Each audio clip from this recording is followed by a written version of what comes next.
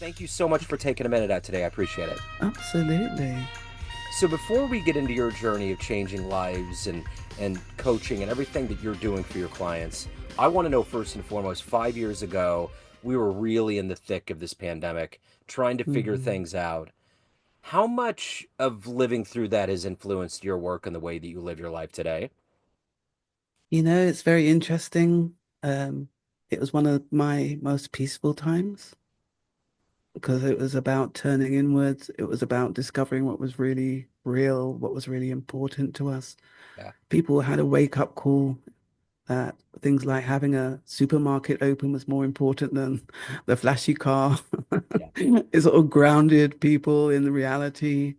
And so I'm all about being grounded and looking at what's really important and what's really brings us joy. And so I used it to really dive into my creativity, really explore what was going on with me and where I wanted to go.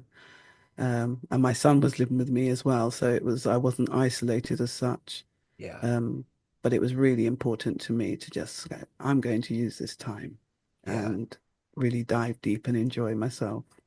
I think we all, as human beings and as a planet, need that time to pause because it all moves Mm. so fast.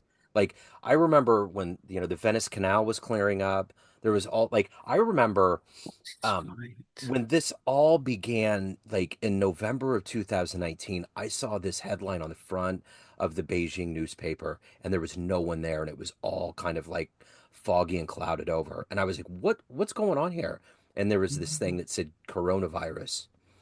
And little did I know what was going to barrel our way 3, 4 months later. But even in Beijing, the air cleared. LA's smog went away. It's weird how nature just had a minute to exhale. I remember at one And a point, moment, yeah, that's yes. it.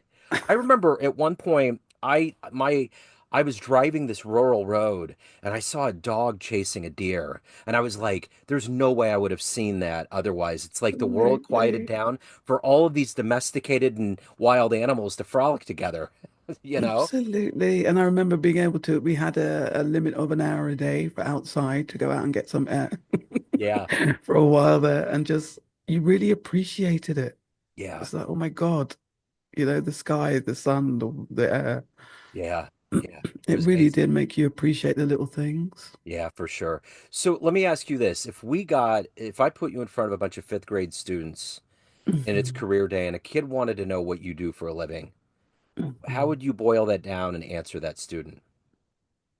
I'd say I'm somebody who helps you achieve your goals by looking at the reasons that you might doubt yourself or not believe in yourself and flipping those beliefs and those ideas on their head so you can discover that you're capable of so much more than you think. So that's my job, is to help you to know that you deserve a life you love and to get clear on what that life would look like.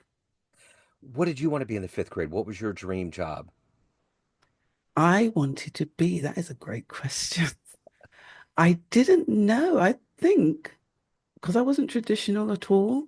But if I look back now, creativity was always my thing. So I would be in my room on my own. I've got five siblings and we all live together. But I'd isolate myself and I'd make little sketches and write poems and write short stories. I was that person. Yeah. Do you still do that? Of course, yeah, Okay. I love making music. I love singing. I love writing. I love anything that allows me to be creative at all. So as a creative spirit, what was the first music concert that you ever saw that blew you away? Oh my God. Well, I wasn't live, but it was seeing Earth, Wind and Fire. Wow. Yeah. It just blew the actual epicness and the brilliance and the joy. And I think it was the first track was September or something. I was like, what is this? Yeah. Who are these people? What is this possible? I Yeah. remember that very much. And also a live concert of Bob Marley, a very famous venue in England. And he'd just come over in the 70s. I was quite young, Wow. but I just remember thinking that is my dream. Because all the artists that really moved me were just complete originals. They were just, there was no one like them. and they were completely who they were. They weren't diluting themselves in any way. Those are kind of artists I love. Even like Rochelle Farrell, like that. She's somebody that just every time I see her, I'm like, how are you so free? Yeah. Yeah. They just Crazy. there's a blind jazz pianist named Matthew Mm, Whitaker. I've And not heard of him. oh, he's a prodigy, and he came to Kansas City. I had interviewed him prior to the pandemic, and I don't know that I realized how big he was because a couple weeks later he was on 60 Minutes, and I'm like, wait, I just Mm, and they were profiling all these relationships that he had with Herbie Hancock, how he was a student of Stevie Wonder, but his aura of light and good was unreal. Like he was channeling Stevie Wonder, like you could hear him shouting from the stage, just getting into it. And he had a Rhodes behind him and a piano by him. There was a whole band around him, and it was like the music was beautiful, but his light and his positivity was impenetrable. Like nothing was going to put love a kink in that. his armor. I love that. Yeah. That is So somebody who just allows themselves to be themselves and do what they love. What more can you ask for? that's it. That's the purity of the artist. But that has to Mm. be like unbelievable to see Bob, especially because he wasn't around Oh, long enough. that's That crazy. yeah, that The word you used was aura, and I think, yeah, yeah, that is what it is. He emitted authenticity and courage and no nonsense, just not playing any games. Either you accept me as I am or I don't. And yeah, then just the sheer magnetism of him, you yeah, know? yeah. It's amazing. Well, I mean, and I think about even like Mandela, like how he had to be Oh, in a prison for 27 years. And he comes out and the whole world's changed because of this idea he had. He was impenetrable, like Marley and all these other very pure artists. Like they're mm, not gonna waver. It's like they don't read the news and the outside world doesn't exist. They exist in this bubble of like no walls, pure genius, you know. mm. It, Yeah, and just that's a great point that you're making because Mandela especially, I think just the courage he had to say, I'm coming out of here and I'm not going to have malice. I'm not going to call for wars. I'm not going to ask for us to fight anymore. The amount of people that must have been peed off at him, yeah, to say, why aren't you seeking retribution? Why aren't you doing this like Winnie Mandela? And he was like, no, this is just going to cause more war. The yeah. greatness to be able to say that in the face of what he'd experienced, I couldn't have done it. Not in a No, million years. it's on a different level. So Mm. how did these foundational seeds get planted into you to be creative and to get to a Mhm. point now where you're helping people, finding their center, finding their kind of destiny? How are all these seeds planted and evolved into who you are today? I love your questions. For me, it was really struggle. So struggle sent me inwards. And my family, I love them dearly, but we had a very interesting childhood, to just say that. And what it taught me was because I felt like such an outsider, I felt so different, even in my family, even in my country, that I wanted to find some part of myself it felt like it was calling me. I wasn't looking. Yeah, There's a part of me that was just saying, go within, do things that connect you with yourself. And it started even in what we call primary school. You call it elementary, right? yeah, elementary. Yeah. It started there, just writing these really epic short stories about soldiers in the war at age 8 and calling them yellow bellies and talking about what it was like to be in the ditches. I had no experience of that. But somehow these stories would pour out of me and I'd receive praise. So of course, if you receive praise, you do that. And then all throughout school, whatever I did that was creative, I would be praised for. So it was the one time I felt, oh, there's something I'm doing that's right, that I'm doing something good. So of Yeah, course you do more of that. yeah. So do you feel like you're an old soul, that maybe there's some other lifetimes that kind of lent to this preternatural notion of things? I hope so. I really would like to believe that. Yeah. Well, I would too. I mean, I think about there's something that's always intrigued me about Indian culture and their theology and how they Mm, roll. Um, I mean, even the absolutely. Egyptian thing, I'm really, really into cats. Like, there's things Mm. that I wonder that we may not really know until we leave this plane in our You're souls. naturally drawn to, right? Yeah. It just feels right, you know? I Hmm. mean, I even remember going to Rome. I mean, my ancestors came to New York on Ellis Island several Mm. generations back. And, obviously the Italian soil is a place where it began, but I've Rome was different. Rome felt like there was a magnetism. It's Was there why. familiarity or no? Not so much. I think my only lasting regret now is that I'm not sure that I consciously thought about throwing a coin in the Trevi Fountain because I want to get back.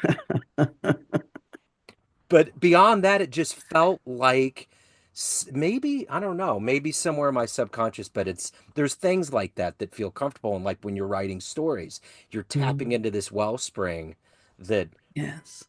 we're not sure Because I'm about. not like a great musician or an amazing singer or anything like that. But that creative process of listening and asking, what is it that wants to come out? What drum do you want me to put in here? What bass line do you want? What should it sound like?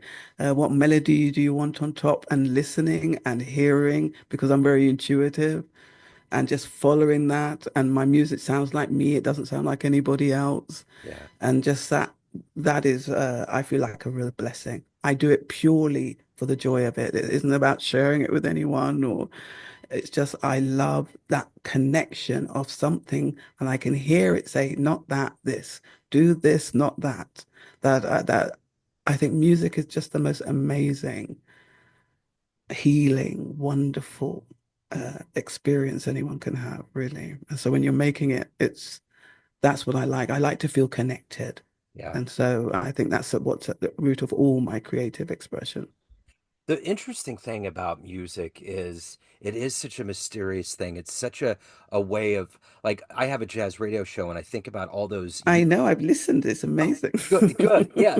And the UN envoys that Louis Armstrong and Dizzy Gillespie would take to Mm, war-torn areas in the late 40s in Africa, and they would stop the war and they would play their music and then they would come out. Remember the morning after Kurt Vonnegut died, I was listening to one of the reports on the radio, and it said that Kurt Vonnegut was either agnostic or an atheist, and the only reason why he would have believed in God is because there was the existence of music on Earth. agree with that. And Even and if you were an agnostic or an atheist, you cannot deny how music pours through you yeah, and gives you a sensation of having a soul, absolutely. Yeah, connecting to your own soul. yeah. It's the one way that humans can put a mirror up and feel like we're not alone, that we're all in a Yeah. shared experience. Yes. So how did you get these gifts of listening and helping people and leading them to the light that they need in their lives? How did this happen? It was precisely that this journey I said I went on, where I was I had such a low self-esteem. I didn't like myself. I didn't fit in. I didn't want to be here so many times.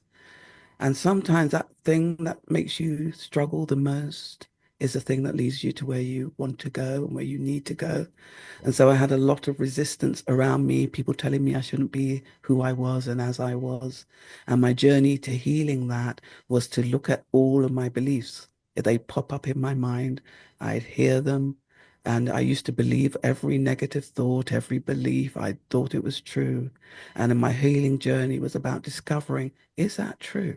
Let me examine it. Let me look at it. Let me hear that. And I started to understand that people and I had scripts running all the time.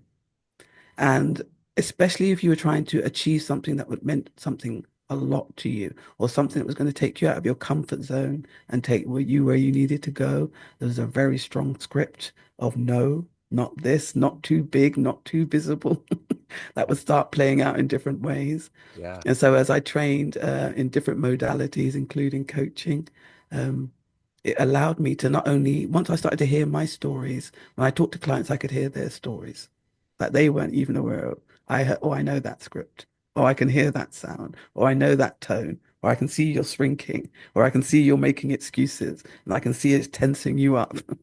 And so it was allowing me to help them delve into. Did you notice that when you were talking about, I don't know, that promotion or that relationship, that something in you shut down, your light went out? And that leads us on a really interesting conversation to where that originated. When was the first time you felt that? and then they start to have a revelation because I help them look at the limiting belief that is underneath that. So it might be something like, I could never be this, or it might be, money, I could never have too much. Or if I have, I can't shine too bright because if I do, then I might get attacked. And they're not aware that that's the script that's halting them at every level. So you can have really, really successful people who have deeply embedded limiting beliefs about I am not enough. And the whole world lauds and applauds them without them recognizing that you're applauding something in them that is driving them to believe they're enough. And it doesn't matter what they'd achieve, they will never believe it. So Yeah. you can help them to see you are enough regardless. You were enough when you were born. If you never did another thing in your life, you are enough. And so the people that seek fame and endless riches and never feel like they get where they need to go, those are some of the people with the biggest limiting beliefs. But because we're as a society, we applaud people who have lots of money, big toys, seem to live fabulous lives. Sometimes we're harming them because we're not listening. And so we've seen many people who are famous go down routes of addiction and, multiple relationships, addiction to sex, addiction to whatever, because they don't feel worthy. So it's fascinating. It doesn't matter what level you're at, everyone has limiting beliefs. I think one of the most tragic examples in our collective world of pop culture is Kanye West. Just, Oh my God. you know what I'm saying? Where he's gone and how he's digressed so badly. I think he was built up so much. Um, You've hit the nail on the head, Joe. that's an It's extreme that case. they aren't given boundaries because people place him on a Yeah, pedestal. So the first time he acted out in an extraordinary negative way, he still had defenders. The same with Trump, the same with anyone that people admire and put on a pedestal, no matter what they do, because somebody's locked into I'm loyal to you to the end. There is nobody around them to rein them in to say yeah, this isn't acceptable. So that's it. 10 years later, when you're, talking about Nazi salutes or you're you're becoming anti-Semitic as a black man, you're just like, yeah, this is a logical response to nobody holding you to account. That's it. That's 100% it. So let me ask you Mm, this. Who's been a hero, kind of an inspirational force for you to do all this work? mm. I think there's so many, but one of the key ones was actually Iyanla Van Zandt. Okay. Because I watched her in her, not just in her shows, but reading her books and recognizing how vulnerable she was willing to be in order to serve others, how transparent she was willing to be about all the mistakes she made.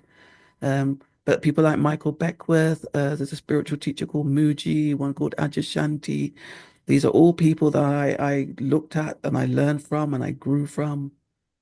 Um, because my message is all about what is always true. And so I sought out anybody who could help me understand what was true 5,000 years ago and what's true now, because I want to know what's always true. That's my safe place. Yeah. Everything else comes and goes with the tides, with the trends, with whatever country you're from, with whatever religion you identify with. I want to know what's always true, regardless of who we are, race, gender, age, um, and so these were the people that I was drawn to in order to step onto my own path in the way that I have, really. Have you ever gotten into Joseph Campbell and his ideas and Yes, he was one of the many, many, many that I read. Yeah. just what I mean, I just listened to a whole bunch of interviews he did with Bill Moyers years ago. Mm, And it's amazing how much comfort he brings to this human condition we're in. Because, sometimes mm, spirituality can be just a little too dark, a little too dire, a little mm. too this is the way it is. But with him, it's this big cascade of miracles. Expansive. Yeah, Mm, just all of the things that are possible that we've done. And I think sometimes it's good to just look up into the sky at night and understand how small we are. The mm. little But punctures also of how light. magnificent we are. Because a Exactly. lot of the world's conflict is like people believing they're not enough Right. Yeah. and fighting for the power, whether it's on a global scale or a national scale or an individual scale. It's because they don't believe they're enough. So everything is a threat, and everyone who's different is a threat. And you need to believe as I believe, because otherwise I don't feel safe. Yeah. And that's at the root of so much conflict. It doesn't matter whether it's macro or micro. And so that's why what I do, is my little way of saying, if I can help people know they're enough, if I can help them see their magnificence, and if I can help them look at their flaws with compassion and with care and with kindness and address them and take ownership without berating themselves, you have a more balanced, loving human being who can help to, you know, maybe make the world feel a little bit more sane. And we're the hardest on ourselves. I always hear from therapists that the first step to getting through that healing is to take it easy on yourself because we're our own Mhm. worst critics. Mhm. We So, are our own worst critics. yeah. So let me ask you this. Of all of the clients and all of the people that you've helped throughout the years, what was one that just almost maybe got to a breaking point? It was so difficult, but the result was so satisfying. Well, your questions are fabulous. Let me see who would fit into that category? Because all my clients have resistance. So Yeah. I'm just trying to think who was one amazing lady who, no matter what she did, no matter how much she achieved, no matter how many qualifications she got, and how many shifts we had in our sessions, she would come back each time. And it was almost like we had to relearn. I say, why are you so attached to the story of your smallness? And it was only once we got to that, why are you attached to the story of your smallness, that the breakthrough came. Because what it was rooted to was her ancestral story, because she grew up in Poland. And at the time that she was growing up, it was very communist, and everything you did had to be for the nation, for the people. You weren't allowed to stand out. You couldn't have anything for yourself. You couldn't be focused on what you wanted. So every time she achieved something, she had to minimize it. She had to nullify it. She had to find a way to make it about the people and not about herself. So getting her to shift into identifying what she personally really wanted from life. That's why she would shut down, wake up, shut down, wake up. And Yeah. so once we saw that, that was a revelatory moment for her. It's like, yes, this is because what I help people to see is that everything you're doing is completely logical, based on your beliefs, based on your history, based on your culture, no matter how extreme, how heinous. There is a logical explanation for why that happened. And in her case, it was obviously not heinous, but it was about recognizing, of course, I can't allow myself to earn too much money. You couldn't do that in communism. Of Yeah. course, I couldn't allow myself to have the, clients I actually enjoy working with. I need to punish myself. So this was one of those beautiful moments when she finally had that moment where she couldn't go back, where she saw that, oh, now I can turn this to my benefit, to my advantage. Now I can help other people from a really authentic place. And it was a hallelujah celebratory moment for me. And the weird thing about family dynamics is that there's generational sins that are just passed down and we don't know about it. But when you have that breakthrough, what you're doing is you're opening up to this window full of light that's going to heal the next generation successive. Absolutely. And the current generation. So Right. even things like your relationship, she had a difficult relationship with her family. Even that healed because she shifted that story. Yeah. So how she related to them, how she responded to the things that used to trigger her with them, all shifted. Yeah. So it happens even with your current generation, never mind the next one. Absolutely. So let me ask you this. Of everything that you've done and evolved Mm. into at this point in your life, what are you the Mhm. proudest of? That I moved from self-abandonment to unshakable self-love. That is my highest achievement. If I died tomorrow, I have fulfilled my mission because that's what I was here to learn. No matter what, love yourself, appreciate yourself, value yourself, be who you are. And I spent a very, very long time making that wrong. So to see such the shift where no one can make me doubt. Even if somebody attacks me, it will be I've looked at that already about myself and I've either accepted it or I've course corrected it. So that's fine by me. Yeah, So that is my biggest achievement, and I'm happy with it. And there's nothing more I need to achieve, really. I love it. So at the end of the day, everyone has a perception of you. Family, friends, clients, everyone that knows you, Mhm. that you run the show. What's your perception of you? Who do you think you are? I think I am a pattern interrupter. I think I'm a whistleblower. I think I'm somebody who connects people to the truth of who they are naturally without even trying.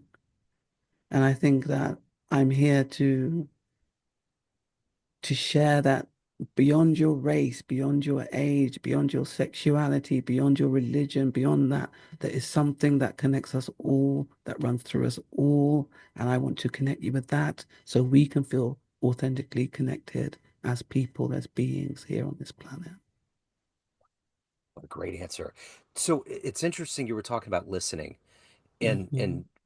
I- all of the interviews that I've done with people that knew Miles Davis, they always talk about how good of a listener he was. Like of all the skills that he was impeccable. In fact, I watched a documentary on Clive Davis, the music producer, and he Mhm. was a Mhm. lawyer and kind of accidentally got into it. And it's like you said, you just have this ear, you can pick these things out. It's funny how Mhm. people have these skills and they accidentally run into it and it becomes this mega talent. But it really Mm. is all about listening. And I think the older you get on this planet, the more you should listen. Oh my goodness, yes. Listen deeply and That's it. enjoy what you're hearing. That's it. I Absolutely. think the same as Thelonious Monk. I listened to him a lot. In my dark times, he connected me with something I needed to be connected with. He is so powerful. I was listening to, he came on the other day, and it's like there's like in the morning as I'm waking up, it's like the dominoes have just one of them was clicked and it just starts going. Mm, But when Monk mm. came on, it was like a rock was thrown into it and just scattered. But it was a good scatter because I'm sitting there, I'm That's like dun dun dun right. dun dun dun, and I'm just trying to go through all of this, and it's like it's a good thing, and we need that, like Yes, you I said, needed it. I really did. pattern interruption. I there was someone that I interviewed at one point that said, "I don't go to church every Sunday, but I listen to John Coltrane every day." Uh, And that's it. Sometimes music is the church. So let me ask you this. If anyone wants to reach out, they have questions, they want to hire you. And before we get to that, I want to know what is the moment you believe that people should get to this point to reach out, to want something more, to oh, ask that's, questions? oh, Joe, I'm in love with your questions. I don't know what to do with myself. I love it. Yeah, they should feel so stuck that they can't stand it anymore. They should feel, I have been on this story, this trip. I keep repeating this pattern. I am so fed up. Whether it's your love relationships, whether it's your career, whether it's your business, whether it's your family, whether it's your health, you are so fed up that you are ready to shift now. You're ready to dive deep and look at what's causing that, and that you're ready to free yourself from it. I think that would be great. So they can just go to my site, which is youdeservealifeyoulove.com. And I'd advise them just to start with signing up for my free guide, which is Your Life Being Run by Limiting Beliefs? Because it's a real way to connect you to me and what I do. And once you do that and you feel that vibe with me, uh, then we can have that conversation. You can have a free discovery session with me to see if we fit, or you can just be on my list and enjoy the things I share with you, depending on where you are in your journey. But really, if you're ready to move and you're so fed up and you're so tired, I'm your person. Love it. I love it. This has been so good. What a radiant, beautiful soul and human You being. are Thank too. you. I I will appreciate be it. subscribing to everything and listening to everything, Joe. Excellent. Thank you so much. I appreciate it. My pleasure. Best of luck with everything. Thank you. Bye Thank you. bye. Hello, friends. Joe Dimino here. I just wanted to let you know that after 30 years or so, I have finally released my first book of poetry through the mighty Spartan Press here in Kansas City, Missouri. As the creator and host of both Neon Jazz Radio and the Famous Interviews with Joe Dimino podcast, along with being a visual artist, I'm ready to embark on a new adventure and want you to be a part of it. You can get a copy online via Barnes & Noble, Amazon, and actually on the streets in Kansas City at the great Prospero's bookstore off 39th Street. You can also visit joedimino.com for links to the book, to more poetry, and everything in my world, including paintings. Thanks for all of the love and support over the years, and please dig the words.